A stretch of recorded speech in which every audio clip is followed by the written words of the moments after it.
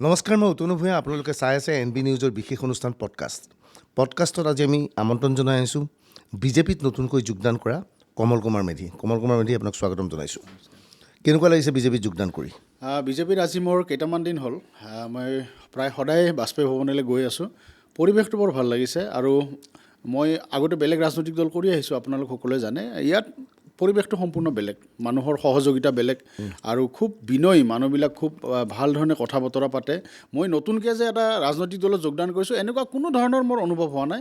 সদায় বাজপেয়ী ভৱন গৈছোঁ, যিখিনি মানুহ তাত আছে। অৱশ্যে মানুহবিলাক কম আছে এইকেইদিন, চব গাঁও চলো কাৰ্যসূচীত ব্যস্ত আছে। তথাপি যিকেইগৰাকী নেতাক লগ পাই আছোঁ, খুব ভাল ব্যৱহাৰ পাতি, খুব ভাল আৰু খুব বিনয় আৰু খুব সহযোগিতা মানে সকলো কথাতে। আৰু মোক খুব উৎসাহ যোগাই আছে, যিটো মানে অন্য ৰাজনৈতিক দলবিলাকত আগতে মই পোৱা নাছিলোঁ। জইন কৰাৰ লগে লগে তাত বহুত ধৰণৰ লেয়াৰ থাকে, বহুত ধৰণৰ তৰফ থাকে। সেই তৰফবিলাক অতিক্ৰম কৰিহে আপুনি ৰাজনৈতিক দলটোত সোমাই যাব পাৰে। ইয়াত তেনেকুৱা নহয়। ইয়াত বৰ ধুনীয়াকৈ আদৰি লৈছে, সকলোৱে বৰ ধুনীয়াকৈ কথা বতৰা পাতিছে।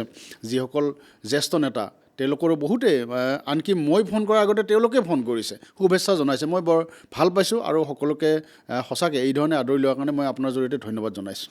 এতিয়া কথা হ'ল যে কমল কুমাৰ মেধিৰ বিৰুদ্ধে ছ'চিয়েল নেটৱৰ্কিং ছাইটত ট্ৰ'ল চলে যে বিভিন্ন দল বাগৰে, সেইবোৰ কথা পাতিম বাৰু। কিন্তু তাৰ আগতে প্ৰথমতে সোধোঁ যে এটা সময়ত কমল কুমাৰ মেধি অখিল গগৈৰ অতি ঘনিষ্ঠ আছিল। বোধহয় কলেজীয়া কালৰ পৰাই অখিল গগৈতকৈ বয়স সৰু যদিও তেতিয়াৰ পৰাই সম্পৰ্ক আছিল। অখিল গগৈৰ লগত থকাৰ সময়ৰ অভিজ্ঞতা কি আৰু কি পৰিস্থিতিত অখিল গগৈৰ কাষৰ পৰা আঁতৰি যাবলগীয়া পৰিৱেশৰ সৃষ্টি হৈছিল? অখিল গগৈ ডাঙৰীয়া মই কটন কলেজৰ জ্যেষ্ঠ সতীৰ্থ আছিলে, মোৰ ছিনিয়ৰ আছিলে। আৰু আমি কটন কলেজত পঢ়ি থকা দিনৰে পৰা আমি একেলগে বিভিন্ন ধৰণৰ কাম কাজ কৰিছিলোঁ। আৰু আৰম্ভণি সময়ছোৱাত অখিল গগৈ ডাঙৰীয়া মোৰ কাৰণে ফ্ৰেণ্ড, ফিলচফাৰ, গাইডৰ দৰে আছিলে। মোতকৈ জ্যেষ্ঠ, কিন্তু আমি খুব ঘনিষ্ঠ বন্ধু আছিলোঁ। আমি অসমৰ বিভিন্ন ঠাই একেলগে ঘূৰি ফুৰিছোঁ। আৰু প্ৰথমতে আমাৰ পৰিকল্পনা আছিলে এটা ছাত্ৰ সংগঠন কৰা, এটা বিপ্লৱী ছাত্ৰ সংগঠন কৰা। তাৰ কাৰণে কলেজ বিশ্ববিদ্যালয়বিলাকত আমি ষ্টাডি চাৰ্কুল কিছুমান কৰি ফুৰিছিলোঁ, অধ্যয়ন চক্ৰ। যেনেকৈ কটন কলেজত আছিলে অধ্যয়ন চক্ৰ, অখিল গগৈ তাত আছিলে। অখিল গগৈ যেতিয়া গুৱাহাটী ইউনিভাৰ্চিটি গ'ল, আমি তাত দায়িত্ব লৈছিলোঁ। অখিল গগৈ তেতিয়া গুৱাহাটী বিশ্ববিদ্যালয় অধ্যয়ন চক্ৰৰ দায়িত্ব লৈছিল। আৰু তেনেকৈ অখিল গগৈ, মই আৰু আমাৰ কেইজনমান সতীৰ্থ আমি গোটেই অসমৰ বিভিন্ন কলেজবিলাকত আমি ষ্টাডি চাৰ্কুলবিলাক কৰি ফুৰিছিলোঁ। প্ৰথম আচলতে এটা ছাত্ৰ সংগঠন কৰা কথা আছিলে। এই ষ্টাডি চাৰ্কুলবিলাকক লৈ তেওঁলোকক আচলতে এটা কৰ্চো দিয়া আছিলে। মানে কৰ্চ মানে কি কি পঢ়িব লাগে, কেনেকুৱা ধৰণে মানে সমাজ ৰূপান্তৰৰ স্বপ্ন লৈ কেনেকুৱা ধৰণে এটা বিপ্লৱী ছাত্ৰ সংগঠন হ'ব, তাৰ এটা ৰূপৰেখা দি তেওঁলোকক কিছুমান কিতাপ পত্ৰ দিয়া হয়। এনেকুৱা ধৰণৰ চিন্তাধাৰা সম্পূৰ্ণ বামপন্থী আছিল। বামপন্থী মানে বিপ্লৱী, সমাজ পৰিৱৰ্তনৰ, ব্যৱস্থাগত পৰিৱৰ্তনৰ কাৰণে এটা অনুশীলন আছিলে সেইটো। কিন্তু ছাত্ৰ সংগঠনটো নহ'ল। পিছত ঘটনাক্ৰমে টেঙানীৰ উচ্ছেদৰ লগত অখিল গগৈ ডাঙৰীয়া জড়িত হ'ল, আমিও জড়িত হৈ পৰিলোঁ। আৰু প্ৰথম উচ্ছেদ বিৰোধী আন্দোলন হ'ল। উচ্ছেদ বিৰোধী আন্দোলনৰ পিছত কৃষক মুক্তি সংগ্ৰাম সমিতি গঠন হ'ল। আৰু মই যেতিয়া কৃষক মুক্তি সংগ্ৰাম সমিতি গঠন হোৱাৰ গোটেই সময়খিনিত তেতিয়া মই তেতিয়া সাংবাদিকতাত জড়িত হৈ আছিলোঁ। আৰু পৰৱৰ্তী সময়ত কৃষক মুক্তি সংগ্ৰাম সমিতি মই প্ৰচাৰ সম্পাদকৰ দায়িত্ব ল'লোঁ, তাৰপিছত সাধাৰণ সম্পাদকৰ দায়িত্ব ল'লোঁ, পিছত শেষৰবাৰ মই উপদেষ্টাও হৈ থাকিলোঁ। আৰু তাৰপিছত যেতিয়া গণমুক্তি সংগ্ৰাম এটা ৰাজনৈতিক দল গঠন হৈছিলে, তাত অখিল গগৈ, মই এনেকৈ আমি আহ্বায়ক হিচাপে আছিলোঁ। আৰু তাৰ পৰৱৰ্তী সময়খিনি জানে অখিল গগৈৰ লগত সংঘাত হ'ল। আপুনি ৰাইজৰ দলত আৰম্ভণিতে আছিল নে নাই? ৰাইজৰ দলৰ থকা সময়ততো মইতো কংগ্ৰেছত আছিলোঁ। কি পৰিস্থিতিত অখিল গগৈৰ লগত সংঘাতৰ সৃষ্টি হৈছিল? মূল কথাটো আছিলে 2015 চনত। তেতিয়া আমাৰ এটা ৰাজনৈতিক দল গঠনৰ কুচকাৱাজ চলিছিলে। আপোনালোকে জানে গণমুক্তি সংগ্ৰাম নামৰ এটা ৰাজনৈতিক দল গঠন কৰিছিলে। ৰাইজৰ দলটো 2 নম্বৰ। আগতে গণমুক্তি সংগ্ৰাম নামৰ এটা ৰাজনৈতিক দল গঠন হৈছিলে। আৰু ডিৰৈ নাঙলী আমাৰ যি অধিৱেশন, তাত দীঘলীয়া বিতৰ্ক হৈছিলে প্ৰতিনিধি সভাত। তাৰ পৰৱৰ্তী সময়ত, তাৰ আগতেও ডিৰৈ নাঙলী অধিৱেশনৰ আগতেও কেইবাখনো কাৰ্যনিৰ্বাহকত, মই যেতিয়া জেনেৰেল ছেক্ৰেটাৰী আছিলোঁ, অখিল গগৈ সভাপতি আছিলে, বহুত দীঘলীয়া বিতৰ্ক হৈছিলে। কাকিত এবাৰ 3 দিন আমাৰ এক্সিকিউটিভ হৈছে, কেৱল ৰাজনৈতিক দল আমি খুলিম নে নাই, ৰাজনৈতিক দল খুলিলে কি কৰিম কি নকৰিম। মই বাৰে বাৰে কৈছিলোঁ যে ৰাজনৈতিক দলটোৱে নিৰ্বাচনত অংশগ্ৰহণ কৰিব লাগে। 2016 চনৰ বিধানসভা নিৰ্বাচনত আমি অংশগ্ৰহণ কৰিব লাগে। তেতিয়া অখিল গগৈয়ে আমাক, যিসকলে ৰাজনৈতিক দল খুলি ৰাজনীতিত অংশগ্ৰহণ কৰাৰ কথা কৈছিলোঁ, আমাক খুব তুচ্ছতাচ্ছিল্য কৰিছিলে। তো প্ৰথমতে তুচ্ছতাচ্ছিল্য কৰিছিলে। তাৰ পৰৱৰ্তী সময়ত এনেকুৱা হৈ গ'ল যে যিসকলে নিৰ্বাচনী ৰাজনীতিৰ কথা কয় তেওঁলোকক সংগঠনত একাষৰীয়া কৰি দিয়াৰ এটা ষড়যন্ত্ৰ আৰম্ভ হৈ গ'ল। সকলোৱে জানে, কৃষক মুক্তিৰ পুৰণি মানুহখিনি সুধিলে সকলোৱে ক'ব। মই নিৰ্বাচনৰ সপক্ষত কোৱা কাৰণে সেই সময়ত মোক সংগঠনৰ ভিতৰত একাষৰীয়া কৰাৰ এটা প্ৰক্ৰিয়া চলিছিলে। তাৰ কাৰণে বিভিন্ন অজুহাত উলিয়াই লোৱা হ'ল, এইবিলাক আছে।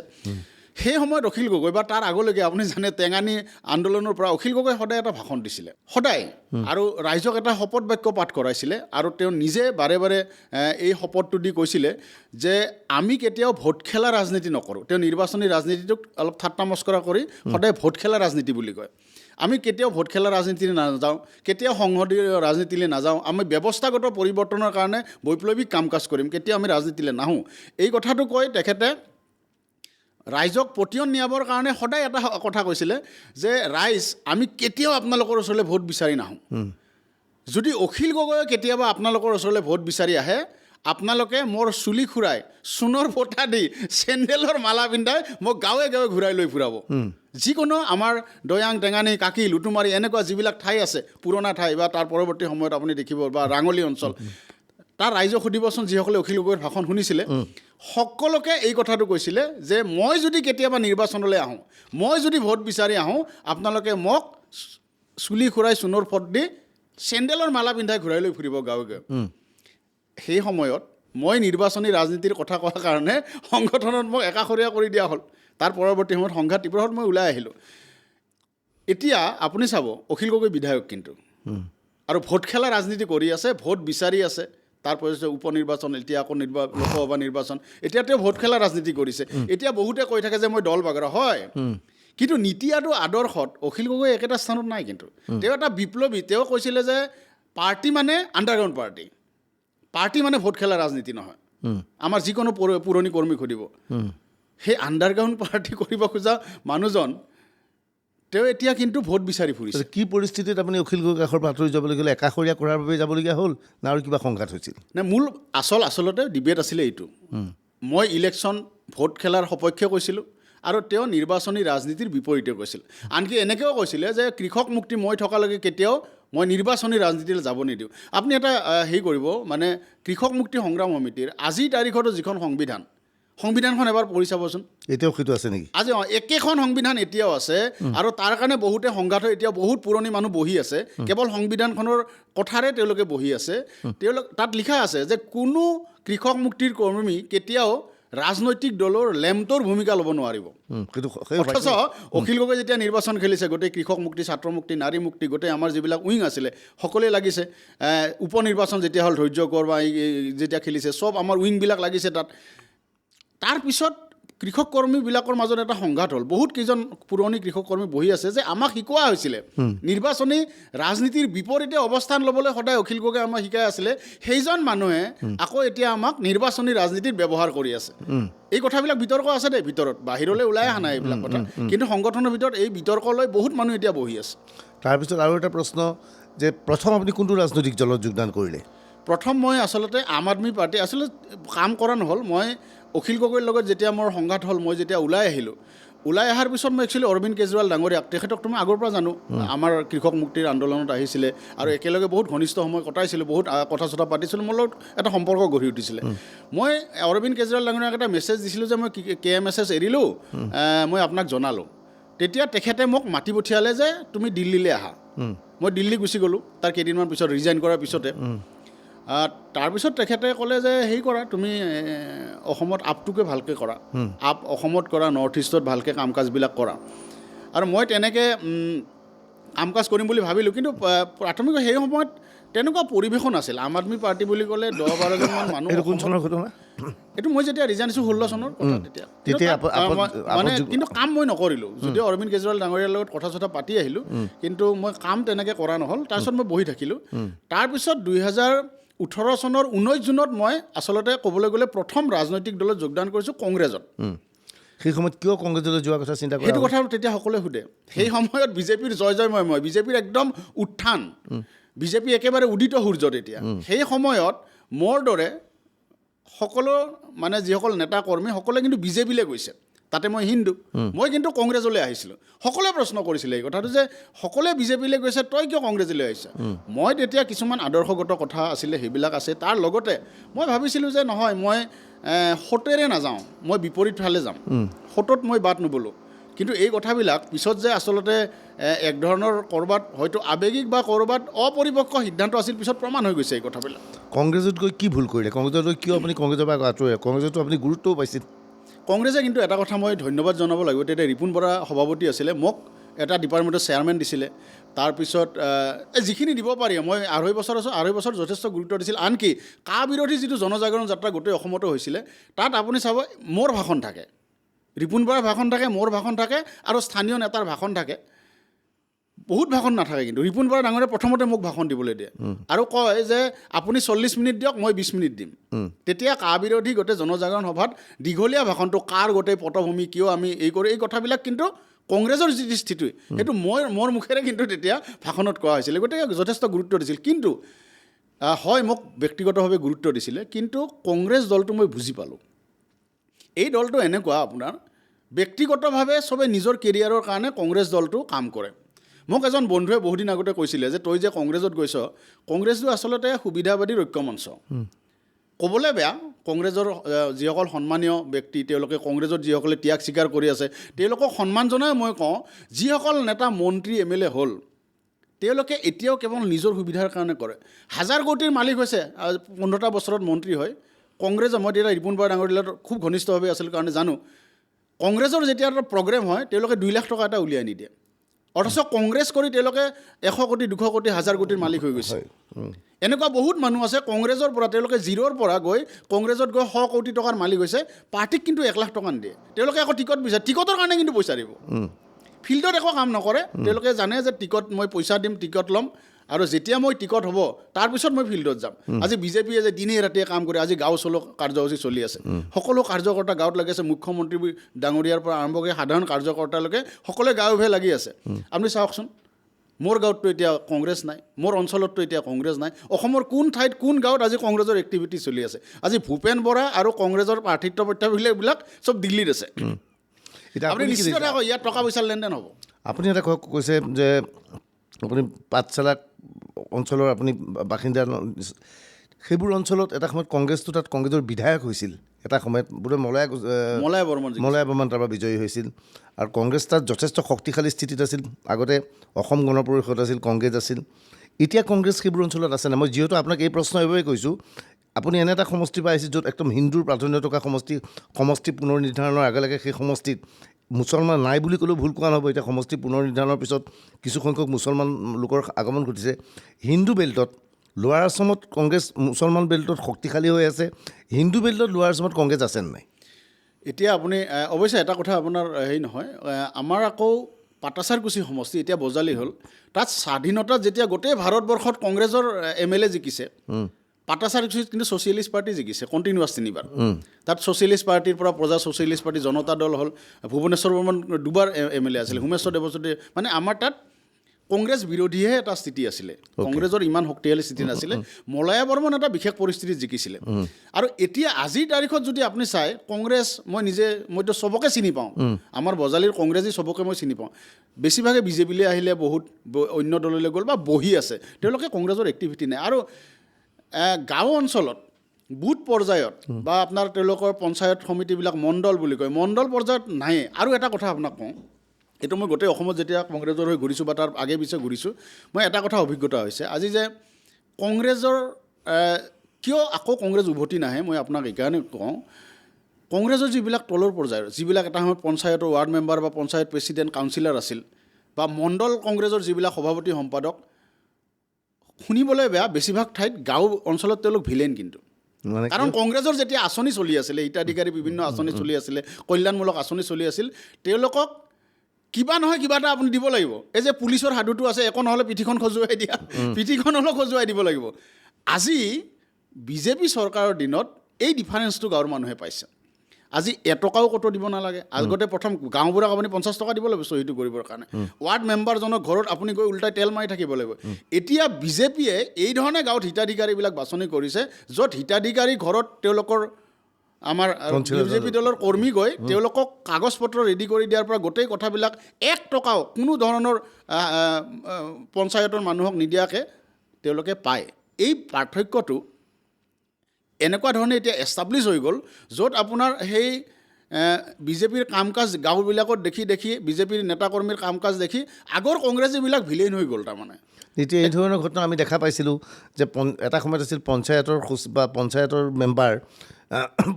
মেম্বাৰ এজন সাধাৰণ দুখীয়া মানুহ এজন হয়, কিন্তু 5 বছৰৰ পিছত দেখোঁ লাহে লাহে তেওঁৰ ঘৰটো পকা হয়, ঘৰৰ আগত এখন গাড়ী আহে, এটা গেৰেজ হয়, আৰু ঘৰটোৰ পিছত গাঁওখনৰ ভিতৰত ধুনীয়া ঘৰ এটা পঞ্চায়তৰ সেই সদস্যজনৰ হয়। সেইটো কংগ্ৰেছৰ কাৰ্যকালত হৈছিল। এতিয়া গাঁৱত কি দেখিছে, বিজেপিৰ কাৰ্যকালত সেই বস্তুটো হৈছেনে নাই? এতিয়া আপুনি বিজেপিৰ কাৰ্যকৰ্তাবিলাকক মই তেওঁলোকক সঁচাকৈ সন্মানবোধ এইকাৰণে আহে, গাঁও পৰ্যায়ত যিবিলাক আছে বা পঞ্চায়ত পৰ্যায়ত, তেওঁলোকে সঁচাকৈ নিজৰ পকেটৰ পইচা খৰচ কৰি কাম কৰি আছে। এটা আদৰ্শগত ভিত্তি লৈ তেওঁলোকে কাম কৰি আছে, দেশ সেৱাৰ মনোভাৱ লৈ কাম কৰি আছে। আজিকালি সেই আগৰ পৰিৱেশ নাই। আগৰ কংগ্ৰেছৰ দিনৰ পঞ্চায়ত সভাপতি একোজন কি লেভেলৰ গাড়ী ড্ৰাইভাৰ থাকে, ড্ৰাইভাৰ লৈ ঘূৰি ফুৰে, টাউনত মাতি কিনে পঞ্চায়তৰ সভাপতি হ'লে। আৰু তৰুণ গগৈ ডাঙৰীয়াই তেতিয়াই, আপোনাৰ নিশ্চয় মনত আছে, তৰুণ গগৈ ডাঙৰীয়াই সেই গাঁও পঞ্চায়তৰ দুৰ্নীতিক মান্যতা দিছিলে। এবাৰ যেতিয়া আমি কৃষক মুক্তি তেতিয়া আন্দোলন কৰিছিলোঁ, পঞ্চায়তৰ দুৰ্নীতিক লৈ আন্দোলন কৰিছিলোঁ, আনকি যিজন সভাপতিক তৰুণ গগৈ ডাঙৰীয়াই ভোট দি জিকাইছিলে পঞ্চায়তত, কৃষক মুক্তি সেইজন মানুহকো জেললৈ পঠিয়াইছিলে। তো গতিকে আমি সেই কথাবিলাকত ইনভলভ আছিলোঁ, অখিল গগৈৰ নেতৃত্বতে আমি কৰিছিলোঁ এই কামবিলাক।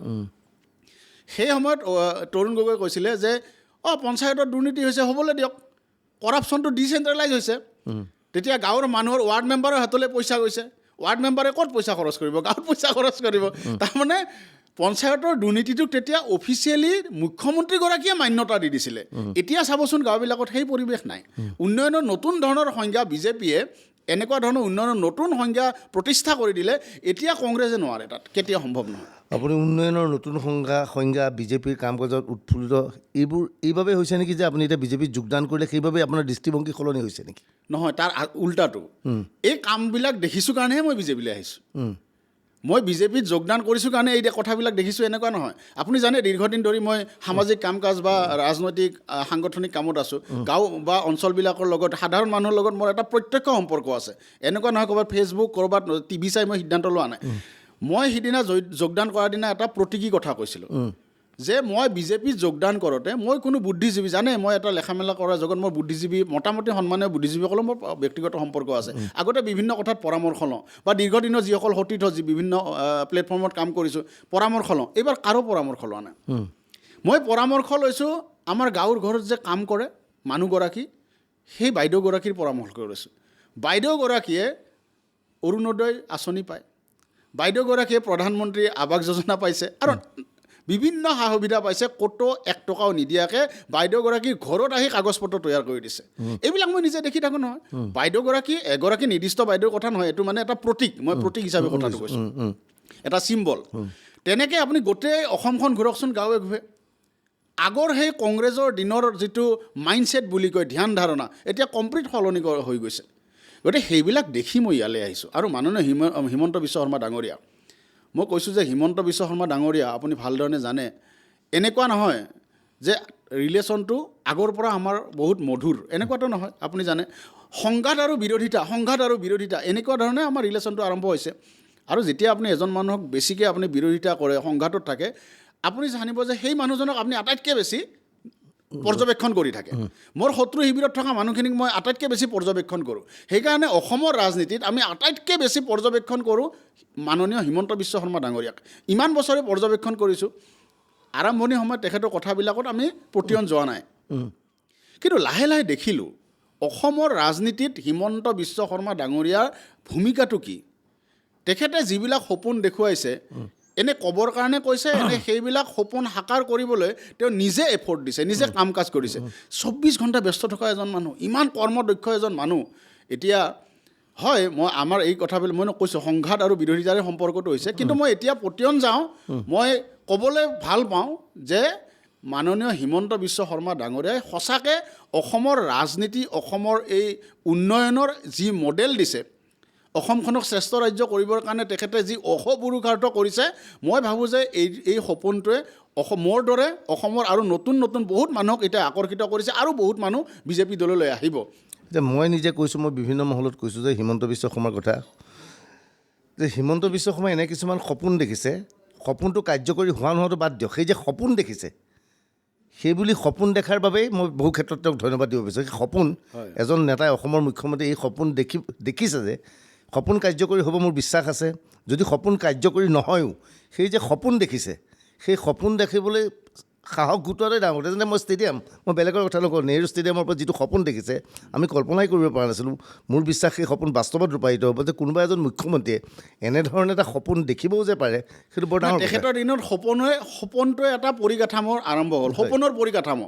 ঠিক আছে, তেখেতৰ দিনত সকলোবিলাক নহ'ব পাৰে, কিন্তু তাৰ পৰৱৰ্তী সময়ত যিসকলে ৰাজনীতিটো কঢ়িয়াই নিব, তেওঁলোকে সেই সপোনটো দেখিলে নহয়, তাৰ এটা পৰিকাঠামো, বুনিয়াদ এটা গঠন হৈ গ'ল নহয়। এতিয়া সহজ হ'ব পৰৱৰ্তী সময়ত। গতিকে সেইকাৰণে মই ভাবোঁ আমি যিসকলে, আমিনো কিয় সমাজত আছোঁ, সামাজিক জীৱনত কিয় আছোঁ, ৰাজনৈতিক জীৱনত আমি কিয় থাকিবলৈ বিচাৰোঁ, একদম সমাজৰ দৰিদ্ৰ মানুহজনৰ পৰা প্ৰতিটো শ্ৰেণীৰ, প্ৰতিটো পৰ্যায়ৰ, প্ৰত্যেকটা পৰ্যায়ৰ মানুহৰ সম বিকাশ, সম উন্নয়ন, সকলোৱে মৰ্যাদা সহকাৰে এইখন সমাজত জীয়াই থাকক। সমাজৰ আৰ্থিকভাৱে, সামাজিকভাৱে যিবিলাক দুৰ্বল মানুহ, তেওঁলোকেও মেৰুদণ্ড পোন কৰি সমাজত জীয়াই থাকক। আমিতো এইটোৱে বিচাৰোঁ। যদি সেইটো হিমন্ত বিশ্ব শৰ্মা ডাঙৰীয়া বা বিজেপি চৰকাৰৰ নেতৃত্বত হৈছে, তাত আমি সহযোগ কিয় নকৰোঁ? আমি কিয় একাষৰীয়া হৈ থাকোঁ? এইখিনি আৰু এটা প্ৰশ্ন, বামপন্থীৰ আদৰ্শৰে, পৰিৱৰ্তনৰ আদৰ্শৰে, বিপ্লৱৰ কথা চিন্তা কৰি যি কমল মেধিৰ শৈক্ষিক জীৱন আৰম্ভ হৈছিল, বামপন্থীৰ সম্পূৰ্ণ বিপৰীত শিবিৰত এতিয়া বিজেপি আছে। এতিয়া নিজকে কেতিয়াবা প্ৰশ্ন হয় যে মোৰ চিন্তাধাৰা কি আছিল আৰু এতিয়া মই ক'লৈ গুচি গ'লোঁ, সেইটো ভাৱ হয়নে? নাই, মোৰ এই গোটেই কথাখিনিৰ প্ৰিপেয়াৰেশ্যনত বহুদিন লাগিছে। মই স্বীকাৰ কৰোঁ যে বহুদিন লাগিছে এই গোটেই কথাখিনিক মই মানসিকভাৱে প্ৰস্তুত কৰিবলৈ। কিন্তু অতনুদা, আপোনাৰ আদৰ্শগত এই ৰাজনৈতিক গোটেই কথাবিলাক এটা বন্ধ পুখুৰীত আবদ্ধ কথা নহয়, এটা নিস্তৰংগ পুখুৰী নহয়। এই আদৰ্শগত কথাবিলাক এটা বুৱতী ধাৰা। আপুনি 20 বছৰ আগত কি ভাবিছিল, সেইমতে আজি যদি থাকে, যিটো হৈ থাকে, আমি দেখিলোঁ আমাৰ পুৰণি বাওঁপন্থী নেতা কৰ্মীসকলৰ 20 বছৰ নহয়, আজি সেই 50-60 বছৰ আগত যিধৰণে তেওঁলোকে ভাবিছিল, আজিও তেনেকৈ ভাবে। আজি হেমেন দাস ডাঙৰীয়া, অসমৰ এগৰাকী শ্ৰদ্ধেয় ব্যক্তি, মই খুব শ্ৰদ্ধা কৰোঁ তেখেতক। আজি হেমেন দাস ডাঙৰীয়াৰ কথা মতে তেখেত 4বাৰ বিধায়ক আছিল, সমষ্টিটোকে কি আগবাঢ়ি গ'ল নেকি? এই পৰ্যালোচনাবিলাক হ'ব লাগিব নহয়। আজি হিমন্ত বিশ্ব শৰ্মা ডাঙৰীয়াৰ নেতৃত্বত জালুকবাৰী সমষ্টিত যিটো হৈছে 4বাৰ বিধায়ক হোৱাৰ পিছত, একেটা পৰিৱৰ্তন আমি দেখিছিলোঁ নেকি হেমেন দাস ডাঙৰীয়াৰ দিনত, সেই সময়ত? বা কিবা এটা বেলেগ নতুন? আজিতো তাত বিজেপিও জিকিছে। তাৰমানে ক'ত ইম্পেক্টটো ক'ত? মই শ্ৰদ্ধা সহকাৰে কওঁ যে এই যে নিস্তৰংগ এটা পুখুৰীত বিচৰণ কৰি থকা, এইটো এই ধৰণৰ কথাত মই থাকিব বিচৰা নাই। মই এটা গতিশীল ৰাজনীতি, এটা সমাজ, এইটো কি সমাজ পৰিৱৰ্তনৰ কথা নহয় নেকি? আমি বিচাৰিছিলোঁ কি সমাজৰ আটাইতকৈ দৰিদ্ৰ মানুহজনৰ কাম হওক, এতিয়াতো হৈছে। মই এখন ইউটোপিয়াৰ দুনিয়াত থাকিম, এদিন কৃষক শ্ৰমিক জনতাই এই গোটেই ব্যৱস্থাটো ভাঙি দি এখন সৰ্বহাৰাৰ একনায়কত্ববাদৰ এখন সমাজ প্ৰতিষ্ঠা কৰিব। এই ইউটোপিয়ান ধাৰণাটো লৈ থাকিম নে মোৰ জীৱনকালত মোৰ গাঁৱৰ আটাইতকৈ দুখীয়া মানুহখিনিৰ, মোৰ অঞ্চলৰ আটাইতকৈ দুখীয়া মানুহৰ কাৰণে কাৰ্যকৰী কিবা কাম কৰিম? যদি হিমন্ত বিশ্ব শৰ্মা ডাঙৰীয়াৰ নেতৃত্বত কাৰ্যকৰী কাম কৰিবৰ কাৰণে মোক কিবা এটা সুযোগ আহিছে, এই সুযোগটোৰ পৰা মই নিজকে একাষৰীয়া কৰি ৰাখোঁ কিয়? মই কিয় সেই বন্ধ পুখুৰীটোত, নিস্তৰংগ পুখুৰীটোত মই কি বিচৰণ কৰি থাকিম নেকি? গতিকে হয়, মোৰ মানুহে বিভিন্ন ধৰণে কৈছে, ক'ব, কিন্তু মই অলপ প্ৰেক্টিকেলি মানুহৰ কাৰণে কাম কৰিব বিচাৰিছোঁ। ঠিক আছে, এতিয়া কংগ্ৰেছৰ কথাখিনি কৈছিলোঁ, আধৰুৱা হ'ল। ৰিপুণ বৰাই আপোনাক যথেষ্ট সুযোগ সুবিধা দিছিল। কি পৰিৱেশ পৰিস্থিতিত শেষৰ ফালে আপুনি কংগ্ৰেছত আমোৱালে, কিয় কংগ্ৰেছৰ পৰা গুচি আহিব বিচাৰিলে? নাই, কংগ্ৰেছ আপুনি চাওক, এতিয়া আপুনি চাবচোন, এই যে টিকট পাব, মানুহবিলাক চাব, খবৰ ল'ব। আপোনাৰতো খবৰ থাকেই, মই কৈছোঁ, ৰাইজক কৈছোঁ খবৰ ল'বলৈ। টকা দিব লাগিব টিকট পাবৰ কাৰণে। কংগ্ৰেছৰ বেছিভাগ মানুহে নিৰ্বাচনত টকা দিব লাগিব, নহ'লে তেল মালিচ কৰিব লাগিব, ভৰি মালিচ কৰিব লাগিব, নহ'লে টিকট নাপায়। যোৱাবাৰ আপুনি কংগ্ৰেছৰ পৰা টিকট পাম বুলি আশা কৰিছিল? কংগ্ৰেছৰ পৰা মোৰ কাৰণে হয়তো টিকট হ'লহেঁতেন, কাৰণ মোক টিকটৰ কথা কৈছিলে, আৰু টিকট মই নিৰ্বাচনৰ আগে মই ওলাই গুচি আহিলোঁ। কিন্তু তাত এটা কাহিনী আছে, মই কেতিয়াও কোৱা নাই, আপোনাৰ চেনেলৰ জৰিয়তে মই ক'ব পাৰোঁ। বৰপেটা লোকসভাত কিন্তু ৰিপুণ বৰা ডাঙৰীয়াই 19ত মোক টিকট বিচাৰিবলৈ কৈছিল, আৰু তেখেতৰ এটা এংগুল আছিলে। তেখেতে বৰপেটাটো সংখ্যালঘু অধ্যুষিত আছিলে তেতিয়া। বৰপেটাত যদি কমল মেধি, কোনোবা এজন হিন্দু মানুহক, যাৰ মাইনৰিটিৰ লগত এটা ভাল সম্পৰ্ক, তেনেকুৱা এজন কেণ্ডিডেট দিয়ে, উজনি অসমত তাৰ এটা বিপৰীত ইতিবাচক প্ৰতিক্ৰিয়া হ'ব, কাৰণ বিজেপিৰ আগ্ৰাসন হৈ আছিলে সেই সময়ত। এই কথাটো বৰ ধুনীয়াকৈ ভাবিছিলে ৰিপুণ বৰা ডাঙৰীয়াই, মোক টিকট বিচাৰিব দিছিলে, আৰু শেষলৈকে মোৰ নামটো আছিলেও। কিন্তু শেষত এনেকুৱা হৈ গ'ল, মাইনৰিটি যিকেইগৰাকী নেতা, মোক তেওঁলোকে ব্যক্তিগতভাৱে আহি লগ কৰি, তেওঁলোকে মোক সমূহীয়াভাৱে লগ কৰি আহি ক'লে যে আমাৰ দুটাই চিট, আমাৰ মানে মনত ৰাখিব দে, তাৰমানে মুছলমান সংখ্যালঘু, মিয়া মুছলমানৰ কাৰণে দুটাই চিট, ধুবুৰী আৰু বৰপেটা। কৰিমগঞ্জত তেওঁলোক যদিও মেজৰিটি, সেইটো SC ৰিজাৰ্ভ আছিল তেতিয়া। কৈছে, মোক কৈছিলে ৱাজেদ আলী ডাঙৰীয়া, তেওঁলোকৰ বহুতে মানে মোক কৈছে যে আমাৰ দুটাই চিট, বৰপেটা আৰু ধুবুৰী এটা যদি আমি হিন্দুক দি দিওঁ ধুবুৰীটো এটাই থাকিব আমাৰ কাৰণে মাইনৰিটিৰ কাৰণে গতিকে এইটো আপুনি আৰু বেছি লাগিব নালাগে টিকটৰ কাৰণে লাষ্টত ৰিপুণ বৰা ডাঙৰীয়া ক'লে ঠিকেই আছে আপুনি আৰু আপোনাৰ ভৱিষ্যত আছে আপুনি লাগিব নালাগে ঠিক আছে। আচ্ছা মোক এটা কথা কওক যোৱা বছৰ ধুবুৰীত টিকট কিয় নহ'ল মই হিন্দু কাৰণেহে নহ'ল এনেকুৱা নহয় যে মোৰ যোগ্যতা নাই এই কথাবিলাকৰ মই তাৰ কাৰণে কোনো সংক্ষোভ নাই কিন্তু মই আপোনাক ক'ব গৈছোঁ কংগ্ৰেছত কি ধৰণে হয় কি ধৰণে কংগ্ৰেছত কি কথাবিলাক হয় এতিয়া আপুনি চাব আজিতো বৰপেটাটো এতিয়া কংগ্ৰেছৰ হাহাকাৰ লাগিছে বৰপেটা জনগঠনে এতিয়া লোকসভাৰ সলনি হৈ গ'ল কেণ্ডিডেট নাই এতিয়া কেণ্ডিডেট নাই কিন্তু যোৱাবাৰ যদি ৰিস্ক লৈ আমাক কেণ্ডিডেট কৰিলেহেঁতেন বা মোৰ দৰে কোনোবা এজন হিন্দু মানুহক কেণ্ডিডেট আজি এই হাহাকাৰ অৱস্থা তেওঁলোকৰ নহয় এইখিনিতে এটা প্ৰশ্ন ৱাজিদ আলী চৌধুৰী আপুনি নামেই কৈছে কোনোবাই কৈছে আমাৰ হাতত দুটাই ছিট আছে বৰপেটা আৰু ধুবুৰী এতিয়া বৰপেটা সলনি হৈ গ'ল এতিয়া মই ভাবোঁ তেওঁলোকৰ এটা নতুন ছিট এটা আহিছে নগাঁৱত এতিয়া মুছলমানৰ প্ৰাধান্য বেছি আছে গতিকে আজি ৱাজিদ আলী চৌধুৰী বা শ্বেৰমান আলী আজিকালি নাই সেই মাইনৰিটি লিডাৰসকলে কিয় কংগ্ৰেছৰ ওচৰত দাবী জনোৱা নাই যে নগাঁও এতিয়া আমাৰ ছিট হ'ল গতিকে নগাঁৱত আমাৰ এজন মুছলমান প্ৰাৰ্থী দিব লাগে কাৰণ তৰুণ গগৈৰ পুতেক গৌৰৱ গগৈ দেউতাক তৰুণ গগৈ গতিকে গৌৰৱ গগৈ ভৱিষ্যতে মুখ্যমন্ত্ৰী হোৱাৰ সম্ভাৱনা আছে হাইকমাণ্ডে গুৰুত্ব দিয়ে গতিকে তেওঁক তেল মালিচ কৰিব লাগিব কোনোবা এজন কংগ্ৰেছে সাহস আছে নেকি ৱাজিদ আলী চৌধুৰী ডাঙৰীয়াই আমাক যেনেকৈ কৈছিলে যে হিন্দুৱে খেলিব নালাগে বৰপেটাত এতিয়া কওকচোন নগাঁৱত গৌৰৱ গগৈ খেলিব নালাগে বুলি ক'ব পাৰিব সকলোৱে গৌৰৱ গগৈৰ সেই এতিয়া লাগি আছে প্ৰদ্যুৎ বৰদলৈ দুখ লাগে তেখেত এগৰাকী ইণ্টেলেকচুৱেল মানুহ আৰু যোৱাবাৰ মোদীৰ ঢৌৰ মাজত জিকি আহিছে বহুত মানে সাংঘাতিক প্ৰতিষ্ঠান বিৰোধী এটা ঢৌৰ মাজত জিকি অহা মানুহজনক এতিয়া একাষৰীয়া কৰিছে এইটোৱে কংগ্ৰেছ আপুনি নতুন প্ৰজন্ম কি কাৰণে কংগ্ৰেছলৈ যোৱা নাই তাতকৈ ক'বলৈ মই বেয়া এতিয়া নতুনকৈ যিকেইগৰাকী কংগ্ৰেছত জইন কৰিছে মোক তেওঁলোকেও কৈ আছিলে যে তুমিও আহা কংগ্ৰেছলৈ মই নামবিলাক নকওঁ গম পাইছে তেওঁলোকে এতিয়া ফুল ফ্ৰাষ্ট্ৰেটেড মোক ফোন কৰি থাকে যে তুমি ভালেই কৰিলা দিয়া বিজেপি কৈ ইয়াত যে নাহিলা বহুত ভাল কাম কৰিলা হয় এইটো ভাল পইণ্ট মই এই বস্তুটো মই এইটো দৰ্শকে ভাবাটো উচিত যে গৌৰৱ গগৈয়ে যদি ৱাজিদ আলী চৌধুৰী বা মুছলমান লিডাৰে কৈছিল যে ধুবুৰী বা বৰপেটাত মুছলমানৰ ছিট গতিকে আমাক দিব লাগে তেনেহ'লে গৌৰৱ গগৈ কিয় নগাঁও দিব লাগে স্বাভাৱিকতে মুছলমানজন তাৰপৰা থিয় হ'ব লাগে ৰকিবুল হুছেইন উঠিব লাগে তাৰপৰা ৱাজিদ আলী চৌধুৰী উঠিব লাগে সেইটো এটা উল্লেখযোগ্য পইণ্ট এটা আছিল যি কি নহওক কংগ্ৰেছ আপুনি ত্যাগ কৰিলে কিছুদিন থকাৰ পিছত আমি আপত আহিলে আকৌ আপত কিয় আহিবলগীয়া হ'ল আকৌ আপত আহিলোঁ মানে সেই সময়ত মই ভাবিছিলোঁ যে এটা মোৰ যিটো পুৰণি নীতি আদৰ্শ তাৰ লগত মিলা আৰু বিশেষকৈ অৰবিন্দ কেজৰিৱাল ডাঙৰীয়াৰ লগত মোৰ ব্যক্তিগত সম্পৰ্ক আছে বা আপৰ কেন্দ্ৰীয় নেতৃত্ব বহুকেইগৰাকীৰ লগত এটা সম্পৰ্ক আছে মই আচলতে অসমৰ আপটোক চাই অহা নাছিলোঁ মই অৰবিন্দ কেজৰিৱাল ডাঙৰীয়াক চাই বা তেওঁলোকৰ লগত কথা বতৰা পাতি আহিছিলোঁ কিন্তু ইয়াত যিটো দেখিলোঁ ইয়াত আচৰিত হ'ব আপুনি এটাই উদাহৰণ দিওঁ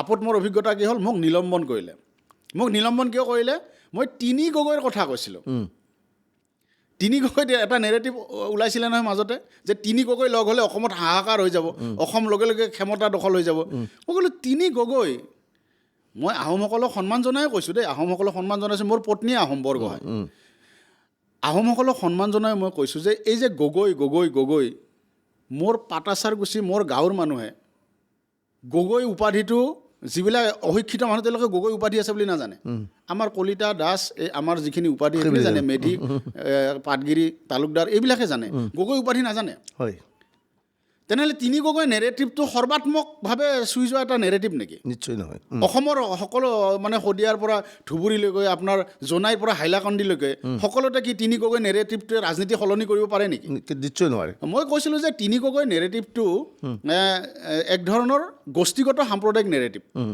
গতিকে এই বাগধাৰাটো মই বিৰোধিতা কৰোঁ আৰু সেই সময়ত অৱশ্যে আপ আৰু কংগ্ৰেছ লগ লগা নাছিলে আমি বেলেগকৈ খেলা কথা আছিল তেজপুৰত এক্সিকিউটিভত মই কৈছিলোঁ মিটিঙৰ পিছত তিনি গগৈ নেৰেটিভে অসমৰ সকলো মানুহক স্পৰ্শ নকৰে এইটো এটা এক ধৰণৰ সাম্প্ৰদায়িক নেৰেটিভ আচ্ছা এইটো এটা পলিটিকেল ষ্টেটমেণ্ট হয়নে নহয় যিকোনো ৰাজনীতি বুজি পোৱা মানুহে ক'ব যে কমল মেধিয়ে এটা পলিটিকেল ষ্টেটমেণ্ট দিছে কাৰণ সেই সময়ত কংগ্ৰেছৰ লগত এলায়েন্সত আপ নাছিল এতিয়াও নাই বাৰু তেতিয়া নাছিল সেই কথাটোৰ কাৰণে মোক আম আদমি পাৰ্টীয়ে নিলম্বন কৰিলে ভৱেন চৌধুৰী ডাঙৰীয়া আপুনি কওকচোন এতিয়া দেখোন সেই ভৱেন চৌধুৰীয়ে তিনি গগৈৰ মাজত এজন গগৈৰ বিৰুদ্ধে থিয় হ'বলৈ প্ৰাৰ্থী থিয় কৰাই দিছে তাৰমানে যদি তিনি গগৈ কথাটো তেওঁলোকে ইমানেই বিশ্বাস কৰিছিল লুৰিণজ্যোতি গগৈৰ বিৰুদ্ধে আপে কেণ্ডিডেট দিওঁতে ভৱেন চৌধুৰীয়ে বিৰোধিতা কৰিব লাগিছিল যে গগৈ উঠিছে গগৈয়ে সময়ত দেশৰ পৰিৱেশ সলনি কৰি দিব নহয় জানো এইটো হ'ব লাগিছিল এইটোতো নহয় এতিয়াতো কেণ্ডিডেট দিছে ডিব্ৰুগড়ত লুৰিণৰ এগেইনষ্টত আৰু মই ৰিপিট কৰিছোঁ আজি বহুদিনৰ মোৰ এতিয়া সুযোগ পাইছোঁ যিহেতু মই এতিয়া বিজেপি দললৈ আহিলোঁ তেওঁলোকে মোক বহুত চেপা খুন্দা দিলে মই কোৰ্টলৈ গ'লোঁ আদালতলৈ গৈ মোৰ নিলম্বনটো উঠাই ল'বলৈ বাধ্য কৰালোঁ সেইটো বেলেগ কথা মই কৈছোঁ যে এই যিটো কথা মই কৈছিলোঁ আকৌ কৈছোঁ আপোনাৰ ইয়াত এই নিৰ্বাচনটো যাবলৈ দিয়ক তিনি গগৈৰ যি বাগধাৰা প্ৰতিষ্ঠা কৰা মানুহবিলাক নিজে গাঁতত সোমাই থাকিব আৰু তিনি গগৈ এই নিৰ্বাচনৰ পিছত মই যেনেকৈ আগতেও কৈছিলোঁ আজিও কৈছোঁ তিনি গগৈ অপ্ৰাসংগিক হৈ যাব এই নিৰ্বাচনৰ পিছত চাই থাকক আমাৰ তিনি গগৈ গৈ লাহে লাহে গৈ মুছলমানৰ প্ৰতীক হৈ যাব নেকি এনেধৰণৰ কথা বোলে যে মুছলমানৰ ভোটৰ ওপৰতে তিনি গগৈ যেন ব্যস্ত হৈ আপুনি কওকচোন গৌৰৱ গগৈ ডাঙৰীয়া তেখেতটো আহোমৰ নেতা বুলি কয় তেখেতৰ তৰুণ গগৈ ডাঙৰীয়া মুখ্যমন্ত্ৰী আছিলে তেখেতৰ ঘৰ যোৰহাটত তেখেত কলিয়াবৰত খেলি ঠিক আছে দেউতাকৰ লিগেচিটো আছে দেউতাক খুৰাকৰ তেওঁ এতিয়া নগাঁওলৈকে কিয় আগুৱাই আহিছে কিয় আহিছে কওকচোন একমাত্ৰ মুছলমানৰ ভোটেৰে MP হ'বৰ কাৰণে আহিছে তেওঁ কিন্তু আহোম আৰু আমাৰ যে তিনি গগৈ গগৈ গগৈ কৈ আছে তেওঁ আহোমসকলৰ য'ত সংখ্যাধিক্য আছে ধৰক আপোনাৰ যোৰহাটত আছে লখিমপুৰত আছে আপোনাৰ ডিব্ৰুগড়ত আছে সংখ্যাধিক্যৰ বেছি আছে আৰু সেই সমষ্টিবিলাক কিয় বাছি লোৱা নাই তেওঁ আহোমৰ কথা ক'ব গগৈ গগৈ কৈ থাকিব কিন্তু ভোট লাগে তেওঁক মুছলমানৰ মিয়াৰ ভোট লাগে আলিয়াৰ হুছেইনৰ লাগে আৰু তাৎপৰ্যপূৰ্ণ আপুনি এটা কথা আইকনে ভুল কৈছে গৌৰৱ গগৈ প্ৰতীক বুলি যে কৈ আছে গৌৰৱ গগৈ এইবাৰ মুছলমানৰ ভোট বিচাৰি অহা নাই যোৱাবাৰ যেতিয়া গৌৰৱ গগৈ জিকিছিল অকল মুছলমানৰ ভোটৰ বাবে জিকিছিল কাৰণ খুমটাই দেৰগাঁও বোকাখাট কলিয়াবৰ চবতে তেওঁ মণি মহন্ততকৈ পিছ পৰি আছিল মাত্ৰ যেই মুছলমান অঞ্চলত সোমাই গ'ল ৰূপহী বটদ্ৰোৱা চামগুৰি লগে লগে তেওঁ জিকি গ'ল 1 লাখ 1.5 লাখকৈ ভোটত তেওঁ লিড লৈ ল'লে গতিকে স্বাভাৱিকতে সেইকাৰণে আপোনাক ক'লো তিনি গগৈ নেৰেটিভটো কি প্ৰাসংগিক তাৰমানে মুছলমান কেন্দ্ৰিক আপুনি সঠিকভাৱে কৈছে তিনি গগৈৰ গোটেই বেষ্টটোৱে মুছলমান কেন্দ্ৰিক মই সেই কথাটোৱে কৈছোঁ গতিকে এই নিৰ্বাচন আপুনি যে অপ্ৰাসংগিক বুলি কৈছে এতিয়া গৌৰৱ গগৈ এতিয়া মুছলমানৰ ভোটৰ কাৰণে দৌৰি আহিছে অখিল গগৈৰ যিবিলাক কাম কাজ মই দেখা পাইছোঁ যে শিৱসাগৰতো মেক্সিমাম ভোটটো মুছলমান মই শিৱসাগৰৰ কথা নকয় বাৰু তেওঁ যিটো শিৱসাগৰৰ কথা বাদ দিছোঁ মই তেওঁ সামগ্ৰিকভাৱে তেওঁ যিবোৰ কথা বতৰা কয় যে সমষ্টি পুনৰ নিৰ্ধাৰণৰ বিৰোধিতা কৰিছে যে মুছলমানৰ ভোট কৰ্তন কৰি দিয়া সমষ্টি কৰ্তন কৰি দিয়া গতিকে তেওঁলোক এতিয়া গৈ মুছলমানৰ প্ৰতীক হৈ পৰিছে নেকি সেইটোৱে তাৎপৰ্যপূৰ্ণ প্ৰশ্ন হৈ পৰিছে যিকি নহওক এতিয়া আপে এতিয়া প্ৰাৰ্থী থিয় কৰাইছে 3টা সমষ্টিত প্ৰাৰ্থী থিয় কৰাই দিলে আপত আপুনি সিদিনালৈকে জড়িত আছিল সাংগঠনিকভাৱে আপ কিমান শক্তিশালী বুথ পৰ্যায়ত আপ কিমান আছে কি দেখিছিল আপুনি আপৰ আচলতে ক'বলৈ গ'লে গোটেই অসমত 100জনমান মানুহ আছে খুব বেছি আজিৰ তাৰিখত 100জনো নায়েই নেকি এতিয়া 100জন খুব সম্ভৱ এতিয়া নহ'ব তেওঁলোকে এটা কথাই কৈ থাকে যে তেওঁলোকে GMC ইলেকশ্যনত 2nd পজিশ্যন পাইছিল সেই সময়ত কি হৈছে মানুহ কংগ্ৰেছক লৈ বিতুষ্ট কংগ্ৰেছক বিশ্বাস নকৰে গতিকে বিজেপিক ভোট দিব নিবিচৰা মানুহখিনি আপক দিছিলে তাৰপিছত আজি ৱাৰ্ডে আমাৰ যিকেইটা ৱাৰ্ড আপুনি 60টা ৱাৰ্ড আমাৰ সংগঠন নাই নহয় আপৰ এই 2-4জন মানুহ আৰু তাতকৈ এটা ডাঙৰ খবৰ দিওঁ গুৱাহাটীত মূল যিকেইগৰাকী সংগঠন কৰা মানুহ তেওঁলোকৰ বহুকেইজনে এই 2 দিনতে বিজেপিত যোগদান কৰিব হয় নেকি নিশ্চিত হৈ গৈছে কিন্তু আপুনি কি ভাবে ভৱেন চৌধুৰী গুৱাহাটীৰ পৰা জিকিব পাৰিব মই ভৱেন চৌধুৰী ডাঙৰীয়াক মই ৰাজনৈতিকভাৱে তেখেত খুব অপৰিপক্ক মানুহ বুলিয়ে ভাবোঁ বয়সত জ্যেষ্ঠ মই সন্মান কৰোঁ বয়সটোক কিন্তু তেখেতে মোৰ ক্ষেত্ৰত যিটো কৰিলে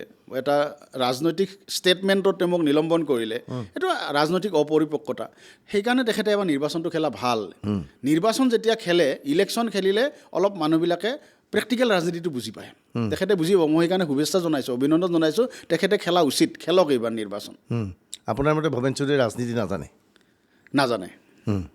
তেওঁ কৈ আছে মোৰ ইণ্টাৰভিউটো তেওঁ কৈছে তেওঁ এজন চিকিৎসক বিভিন্ন ৰোগী লগ পাইছে সকলো ৰোগীয়ে কৈছে যে কংগ্ৰেছৰ কাম কাজত অসন্তুষ্ট বিজেপিৰ কাম কাজত অসন্তুষ্ট গতিকে আমি আপক এবাৰ ভোট দিম সেই পৰিস্থিতিৰ সৃষ্টি হৈছে নেকি তেওঁ যে এই কথাটো এটা ৰাজনৈতিক অপৰিপক্কতা তেখেত সঞ্জীৱনী হস্পিটেলৰ মালিক তাত তেখেতে যে পেচেণ্ট চাই ENT স্পেচিয়েলিষ্ট তেখেতে ENTৰ যিবিলাক পেচেণ্ট চাইছে চববিলাক গুৱাহাটী লোকসভাৰে অন্তৰ্গত আছিলে নেকি আৰু তেওঁৰ চোৱা পেচেণ্টবিলাক তেওঁ চালে তেওঁলোক আপৰ অনুগত হৈ গ'ল তেনেকুৱা নেকি তেওঁৰ পেচেণ্টবিলাক কংগ্ৰেছ বিজেপি AGP চব আছে সেইকাৰণে মই কৈছোঁ যে এই অপৰিপক্কতাৰ পৰা তেওঁৰ উত্তৰণ ঘটিবলৈ হ'লে তেখেতে এই নিৰ্বাচনটো খেলক 24ৰ নিৰ্বাচনৰ পিছত আপুনি দেখিব অসমৰ ৰাজনীতিৰ পৰা বহুত মানুহ নাইকিয়া হ'ব যেনে তিনি গগৈ নেৰেটিভ আৰু কেতিয়াও নোলায় 3জন গগৈ আৰু কেতিয়াও তিনি গগৈৰ কথা নকয় আৰু ঠিক তেনেকৈ ভৱেন চৌধুৰীৰ দৰে যিবিলাক মোৰ প্ৰতি অন্যায় কৰা মানুহবিলাক তেওঁলোকে অসমৰ ৰাজনীতিৰ পৰা হৈ ৰৈ যাব ঘৰত সোমাই থাকিব এতিয়া আপত কি আছে আপৰ বুথ কমিটি আছে নাই এতিয়া মই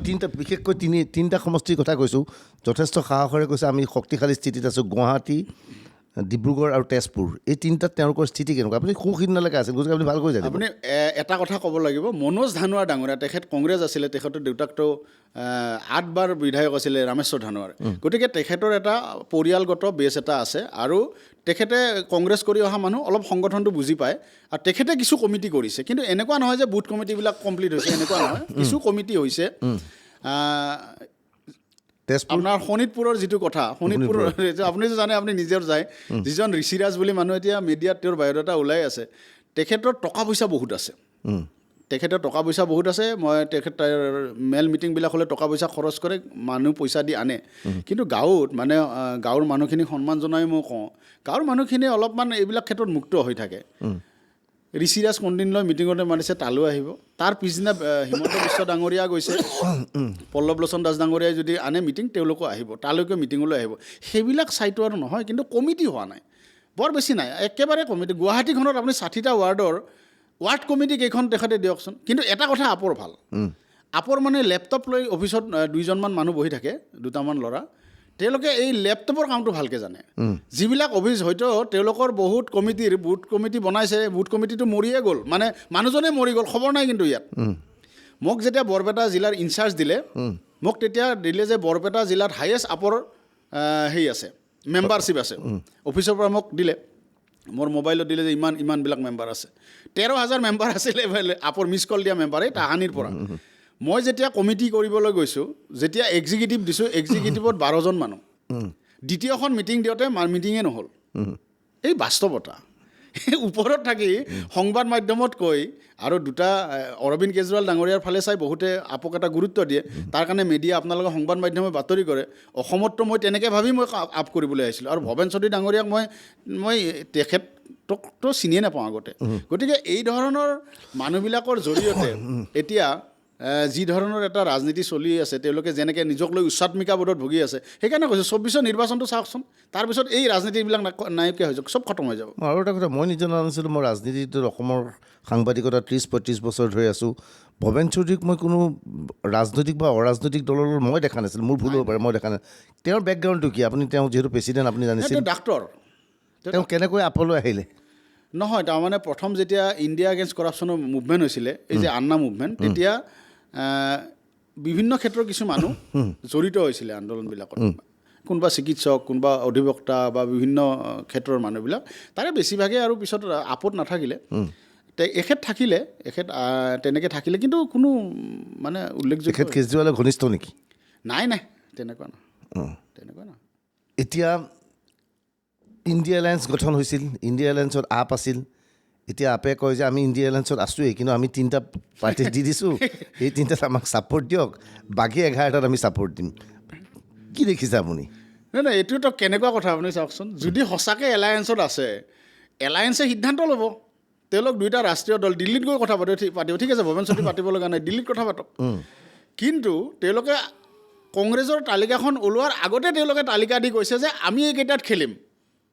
আৰু বাকী 11টাত আপোনালোকে ভগাই মেলি খেলক এইটো কি ডিক্টেটৰশ্বিপ নহয় নেকি মানে আচৰিত লাগে এই ধৰণে যে ৰাজনীতি চলে আৰু নহয় তাৰ হয়তো অন্তৰালৰ কিছু কথা আছে ইডিয়ে বাৰে বাৰে যে সুৰা কেলেংকাৰীত অলৰেডি তেওঁলোকৰ বহুকেইগৰাকী নেতা জেলত আছে আৰু খুব সম্ভৱ বাৰে বাৰে ইডিয়ে চমন দিয়া কাৰণে এইটো ধাৰণা হৈছে যে অৰবিন্দ কেজৰিৱাল ডাঙৰীয়াৰো হয়তো হেঁচা পৰিছে জেল যাবলগীয়া হ'ব পাৰে লাহে লাহে সেইকাৰণে তেওঁলোকে অলপমান কথাবিলাক সলনি কৰিছে নেকি তাৰ এটা আমি দেখিলোঁ চিটিকনি এটা অসমৰ ক্ষেত্ৰত দেখা পালোঁ এতিয়া কি ভাবে যদি নিৰ্বাচনত কংগ্ৰেছো প্ৰতিদ্বন্দ্বিতা কৰিব মই গুৱাহাটীৰ কথা কৈছোঁ আপুনি গুৱাহাটীত এতিয়া আপুনি স্থায়ী বাসিন্দা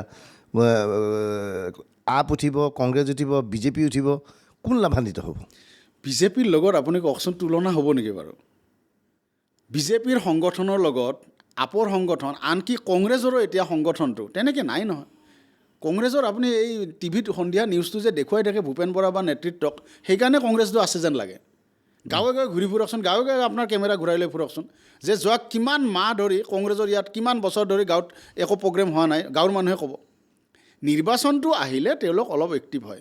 আৰু এটা ডাঙৰ কথা, এই যে বিজেপি দলৰ নেতা কৰ্মীসকলে গাঁও চলো কৰিছে, দিনে ৰাতিয়ে কষ্ট কৰি আছে কাৰ্যকৰ্তাসকলে, এইটো কিন্তু 24 ঘণ্টা 12 মাহে চলি থকা প্ৰক্ৰিয়া, নিৰ্বাচন কেন্দ্ৰিক নহয়। এতিয়ালৈকে কংগ্ৰেছৰ যিসকলে টিকট বিচাৰিছে দিল্লীত আছে, তেওঁলোকে ফিল্ডলৈ যোৱা নাই। কিয় যোৱা নাই জানে নাই? যেতিয়া টিকট ডিক্লেয়াৰ হ'ব তেতিয়াহে তেওঁলোক যাব। টিকট ডিক্লেয়াৰ নোহোৱালৈকে এতিয়া গ'লে খৰচা হ'ব। এতিয়া গ'লে মানুহৰ কাৰণে কাম কৰিব লাগিব, সংগঠন কৰিব লাগিব, বুথ কমিটিবিলাক এক্টিভ কৰিব লাগিব, তাত তেতিয়া পইচা খৰচ হ'ব। গতিকে সেইকাৰণে তেওঁলোক নাযায়।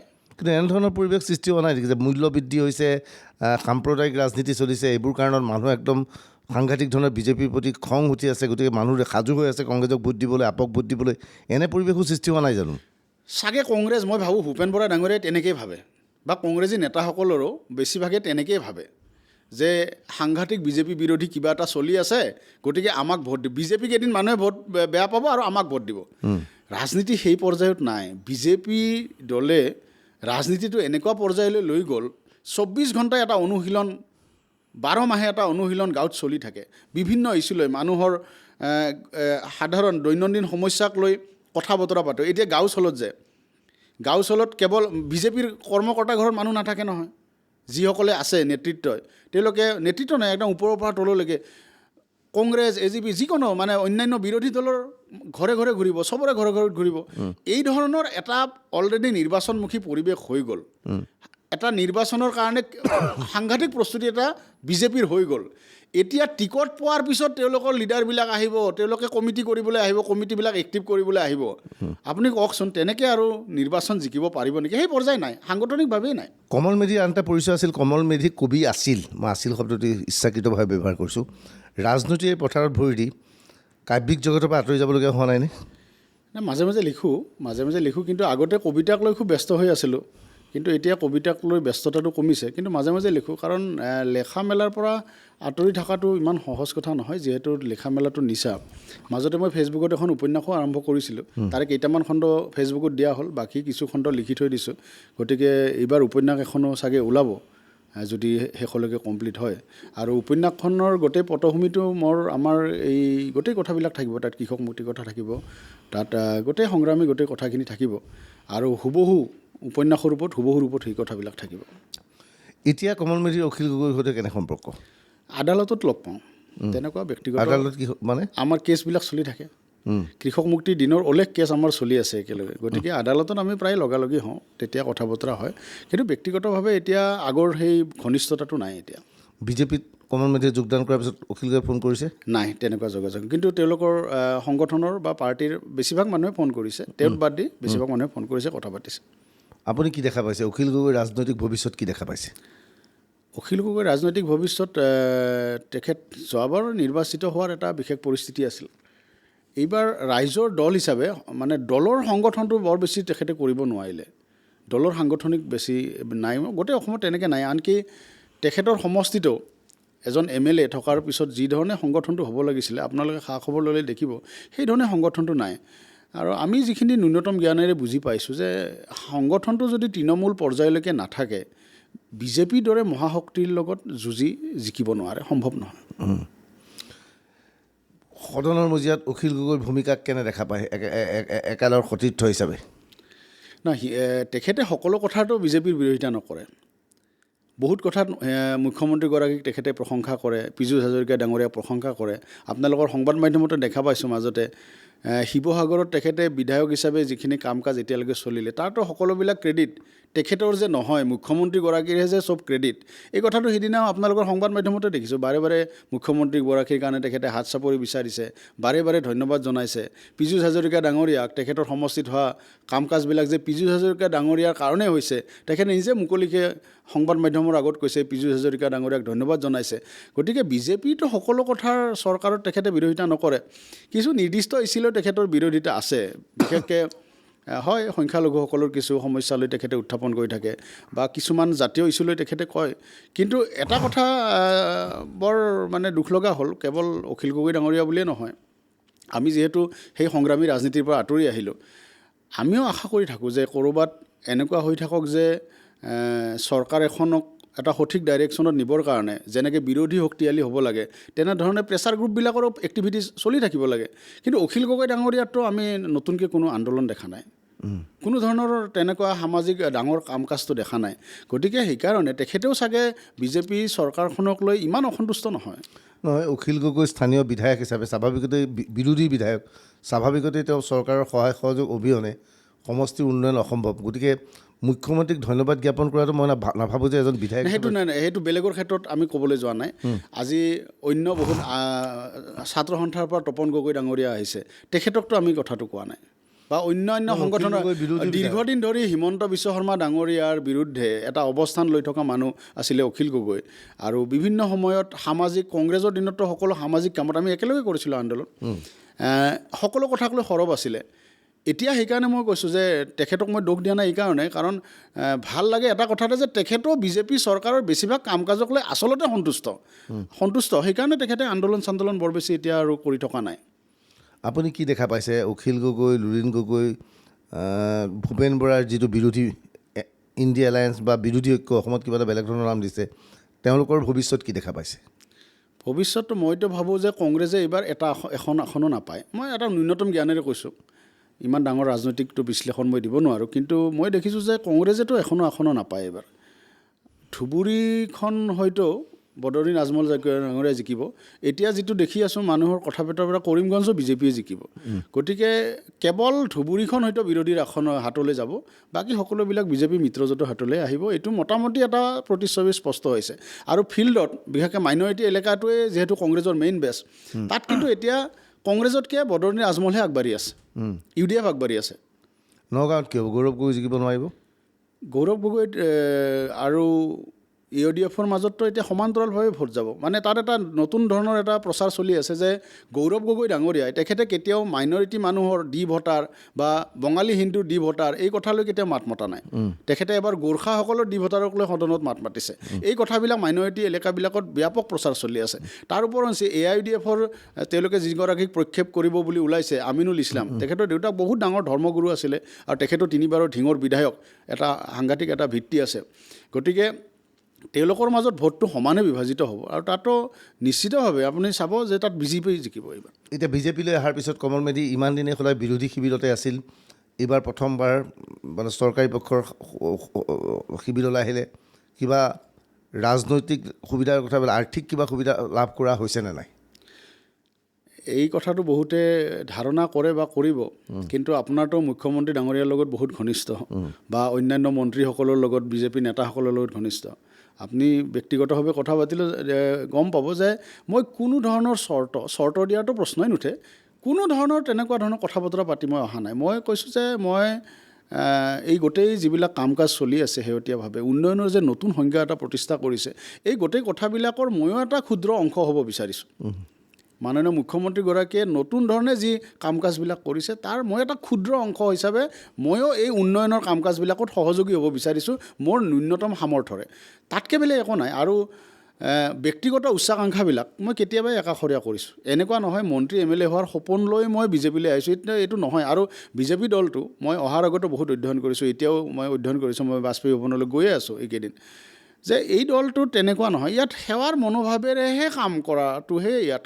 কথা এজন কাৰ্যকৰ্তাৰ কাম ইয়াত কোনো উচ্চাকাংক্ষা লৈ যদি কোনোবা আহিছেও বা আহেও মই ভাবোঁ যে তেওঁলোকৰ কাৰণে ইয়াত ইমান বেছি কাম কৰাৰ সুযোগ নাথাকে তেওঁলোক হতাশে হ'ব লাগে ইয়াত মানে মোক যিসকল জ্যেষ্ঠ বিজেপিৰ মোৰ প্ৰতি শুভাকাংক্ষী তেওঁলোকে মোক এই কথাবিলাক বাৰে বাৰে বুজাই আছে কৈ আছে যে মই এই কথাবিলাক বুজি লৈ আছোঁ এতিয়া আৰু মই ব্যক্তিগতভাৱে কোনো উচ্চাকাংক্ষালৈ ইয়াত অহা নাই একেবাৰে কোনো উচ্চাকাংক্ষালৈ অহা নাই এগৰাকী সাধাৰণ কাৰ্যকৰ্তা হিচাপে যদি সমাজৰ দুৰ্বল 10জন মানুহৰ জীৱন ধাৰণৰ মান উন্নত কৰাত মই যদি কিবা সহায়ক হ'ব পাৰোঁ সেইটোৱে মোৰ ডাঙৰ সাৰ্থকতা হ'ব ৰাজনৈতিক দলত যেতিয়া এজন সদস্য থাকে যে আৰ্থিকভাৱে তেওঁ সচ্ছল হৈ পৰে বুলি কোৱা হয় যে বিৰোধী দলত থাকতক বা শাসনৰ দৃশ্যত থাকিলে দলত থাকিলেতো কথাই নাই আৰ্থিকভাৱে কমল মেধি কেনেকৈ মানে চলিবলগীয়া হয় নাই মোৰতো প্ৰফেশ্যন বুলি ক'লে মই কিতাপৰ ব্যৱসায় কৰোঁ আপোনালোকে জানে কিতাপৰ ব্যৱসায় এটা আছে সৰু ব্যৱসায় সেইটোৰে মই চলি থাকোঁ আৰু হয় মই কৃষক মুক্তি সংগ্ৰাম সমিতি সেই সময়ৰ আটাইতকৈ ডাঙৰ সংগঠন তাৰ মই জেনেৰেল ছেক্ৰেটাৰী আছিলোঁ বা দীৰ্ঘদিনীয়া নেতৃত্বত আছোঁ বা মোৰ সহযোগীও সহযোগীসকলো এতিয়া প্ৰায় ধনী মানুহে হৈছে বহুকেইগৰাকী। কিন্তু মোৰ যদি আপুনি গোটেই কথাবিলাক চাই দেখিব যে মইতো ভাড়াঘৰতে থাকোঁ, মই এতিয়াও ভাড়াঘৰতে থাকোঁ। মই গাঁৱৰ ফালৰ পৰা মোৰ পৈতৃকভাৱে কিবা কিবি থাকে, সেইটো বেলেগ কথা। গাঁৱত আমি একেবাৰে দুখীয়া মানুহো নহয়। কিন্তু এইখন গুৱাহাটী নহয়, এইখন অসম নহয়, এইখন গোটেই পৃথিৱীতে বিশ্ব ব্ৰহ্মাণ্ডতে কমল মেধিয়ে ক'তো এটুকুৰা মাটি কিনিব পৰা নাই, এটা ফ্লেট এটা ঘৰ মোৰ নাই। খুব কষ্টৰ মাজেৰে আৰ্থিকভাৱে যদি সোধে আপুনি চিধা চিধিকৈ ব্যক্তিগত কথা ক'ব নালাগে, খুব কষ্টৰ মাজেৰে মই চলি থাকোঁ।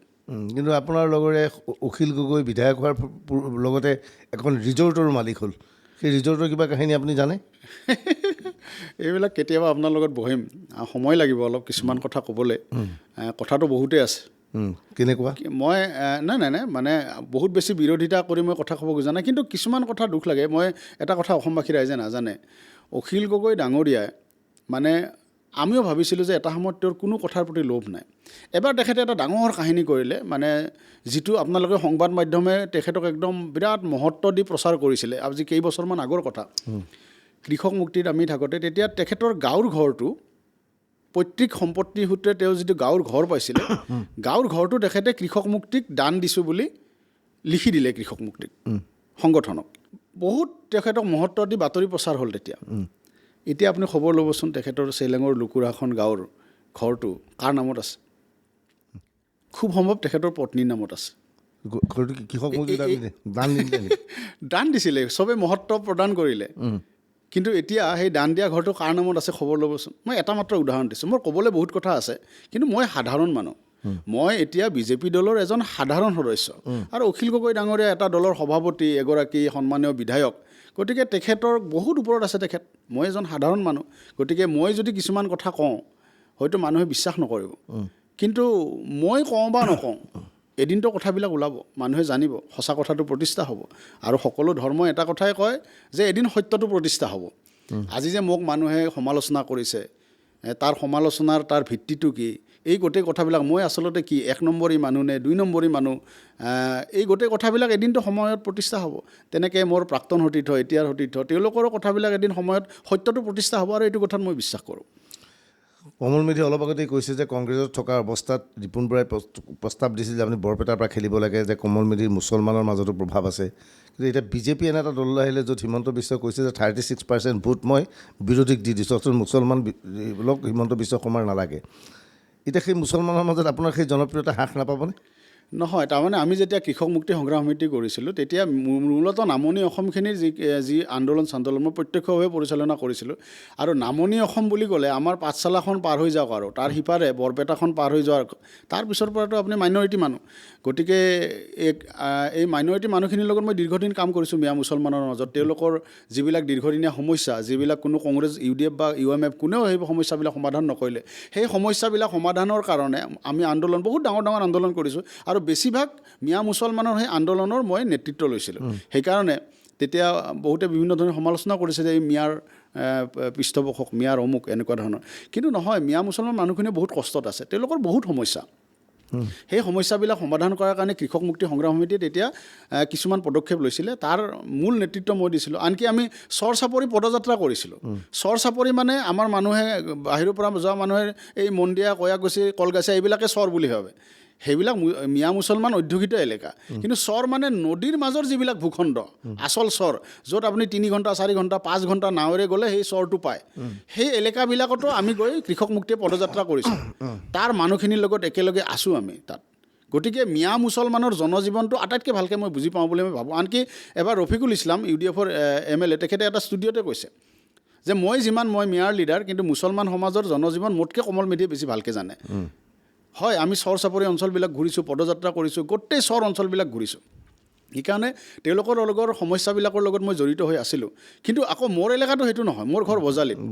বজালী আমাৰ এলেকাটো ক'বলৈ গ'লে মানে বৰ্ণ হিন্দু মানুহৰে প্ৰাধান্য বেছি, আৰু কোচ ৰাজবংশী মানুহ আছে, আৰু অন্যান্য জাতি জনগোষ্ঠীৰ কিছু জনজাতি মানুহ আছে। গতিকে মোৰ এলেকাটো সেইদিনা মই তাত কাম কৰিবলৈ গৈছিলোঁ তাত, আৰু তেওঁলোকৰ সমস্যাবিলাক তুলি ধৰিবৰ কাৰণে চেষ্টা কৰিছিলোঁ। আৰু মূল সুঁতিৰ মিডিয়াত মিয়া মুছলমানৰ সমস্যাবিলাক তুলি ধৰা কিন্তু মূল মানুহজন ময়ে আছিলোঁ। সেইকাৰণে মোক বহুতে তেনেকৈ সমালোচনাও কৰিছিলে, বহুতে ভাল পায়, বহুতে বেয়া পায়। কিন্তু এতিয়া মই বিজেপি দলৰ এজন সদস্য, কালি যদি বিজেপি দলে যদি মোক নিৰ্দেশ দিয়ে যে মাইনৰিটি মানুহৰ তাত কাম কৰিব লাগে, মই তাতো কাম কৰিবলৈ সাজু। আৰু কয় যদি মেজৰিটি য'ত যেনেকৈ কয় আৰু যি ধৰণে মোক নিৰ্দেশনা দিব, যি ধৰণে মোক য'ত কামত ব্যৱহাৰ কৰিব, তাৰ কাৰণে মই ব্যৱহৃত হ'বৰ কাৰণে মই সাজু হৈ আছোঁ। কমল মেধি, বহুত বহুত ধন্যবাদ। ইতিমধ্যে আমাৰ সময় শেষ হৈ গৈছে। আমি অনুষ্ঠানৰ পৰা বিদায় ল'ব বিচাৰিছোঁ। ধন্যবাদ, শুভৰাত্ৰি।